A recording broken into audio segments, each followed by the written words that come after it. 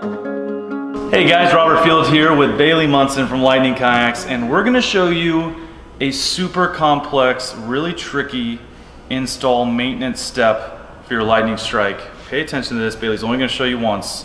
We're going to show you how to replace the foam inserts on your kayak. Take notes, get ready, watch this, slow it down, get ready to pause it.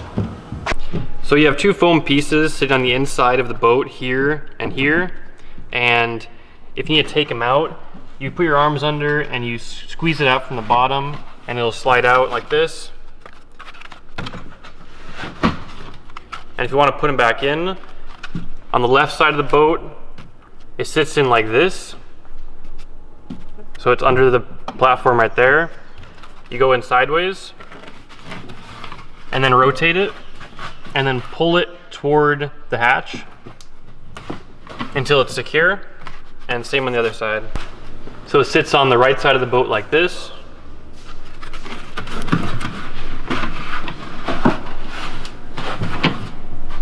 And that was it. We're not showing you again, so don't even ask. You got to rewind. Hopefully you caught that.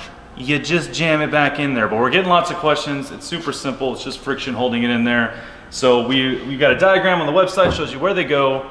Slap them in there, rotate them, and they should hold just fine. Till next time, guys, thanks to Bailey Munson for running us through that. Hope you were able to follow along, and we'll catch you in the next one.